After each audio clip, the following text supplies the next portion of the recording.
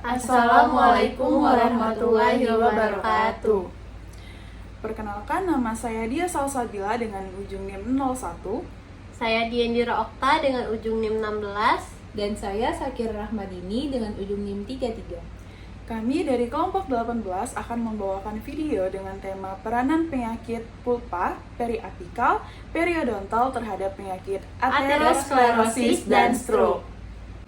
Jadi kita perlu mengetahui dulu nih apa itu aterosklerosis. Aterosklerosis adalah kondisi gangguan metabolisme lemak yang menyebabkan terjadinya deposisi lipoprotein pada dinding arteri dengan melibatkan respon inflamasi sehingga terjadi penebalan dinding pada pembuluh darah.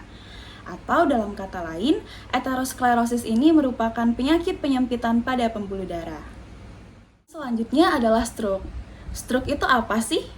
Stroke adalah suatu keadaan di mana ditemukannya tanda-tanda klinis yang berkembang cepat berupa defisit neurologik vokal dan global, yang dapat memberat dan berlangsung lama selama 24 jam atau lebih dan dapat menyebabkan kematian tanpa adanya penyebab lain yang jelas selain vaskular.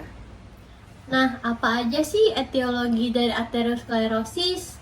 Sebenarnya etiologi dari aterosklerosis itu multifaktoral, tetapi ada berbagai keadaan yang erat kaitannya dengan aterosklerosis, yaitu contohnya faktor genetik atau riwayat keluarga dengan penyakit jantung koroner atau PJK, stroke, penyakit pembuluh darah perifer, usia, kebiasaan merokok, dislipidemia, hipertensi, obesitas, diabetes mellitus, kurang aktivitas fisik, dan menopause.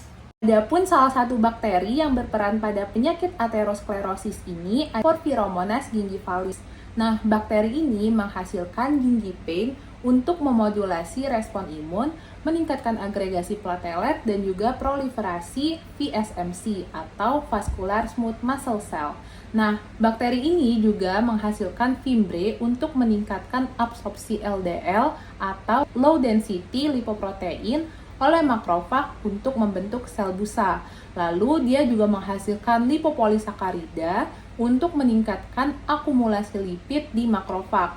Juga bakteri ini menghasilkan OMV atau outer membrane vesicle untuk meningkatkan pengikatan dan fagositosis makrofag terhadap LDL, dan juga dia memodifikasi LDL yang sudah dimediasi oleh makrofag. Nah, selanjutnya bagaimana sih mekanisme dari aterosklerosis yang dapat menyebabkan stroke ini? Pertama-tama, bakteri oral itu akan masuk ke peredaran darah melalui makan dan menyikat gigi. Selanjutnya, bakteri akan menginvasi sel endotel, makrofag, dan juga sel dendritik. Setelah memasuki darah, bakteri akan menempel pada permukaan sel endotel melalui adesin untuk berinteraksi dengan E-selectin, VCAM1, dan ICAM1. Selanjutnya, produksi bakteri yaitu fimbre dan OMV menstimulasi monosit dan makrofag untuk mensekresikan sitokin proinflamatori seperti interleukin 1 beta, interleukin 18, dan TNF-alfa. Sel dendritik digunakan sebagai pembawa untuk memindahkan bakteri dari mulut melalui aliran darah untuk mencapai arteri pada lesi preaterosklerosis. Nah, produksi molekul adesi oleh sel endotel ini memungkinkan monosit untuk menempel pada sel endotel dan masuk ke ruangan subendotel atau ruangan di bawah endotel. Lalu monosit berdiferensiasi menjadi makrofag. Selanjutnya, makrofag akan menelan LDL atau low density lipoprotein yang sudah teroksidasi dan terakumulasi di lapisan intima dan berdiferensiasi menjadi sel busa. Kemudian, sel busa mensekresi sitokin dan kemokin yang kemudian menstimulasi rekrutmen monosit dan limfosit T ke ruang subendotel. Lalu, sel busa apoptosis dan nekrosis, sehingga lemak di dalam sel terdeposit ke dinding arteri membentuk lesi aterosklerotik. Bakteri menginduksi proliferasi sel otot polos vaskular atau Vascular Smooth Muscle Cell yang kemudian bermigrasi dari lapisan media ke lapisan intima. VSMC memproduksi matriks ekstraseluler yang membentuk fibroscape di sekitar pusat ateroma. Lalu, VSMC apoptosis dan berperan dalam pembentukan pusat nekrotik. Singkatnya, sel endotel yang rusak membuat LDL dapat memasuki lapisan intima. Monosit menempel pada molekul protein adesi dan mengalami perubahan morfologi yang membuat monosit memasuki lapisan intima juga. Monosit memproduksi radikal bebas yang berkontak dengan LDL dan terjadi oksidasi. Kemudian, monosit berdiferensiasi menjadi makrofag dan menelan partikel LDL yang teroksidasi. Monosit lalu terakumulasi di lapisan intima dan berdiferensiasi menjadi sel busa. Sel busa kemudian mengalami apoptosis dan nekrosis, sehingga lemak di dalam sel terdeposit ke dinding arteri membentuk lesi aterosklerotik. Selanjutnya, platelet menempel di endotelium yang terluka. Nah, platelet ini memiliki beberapa peran.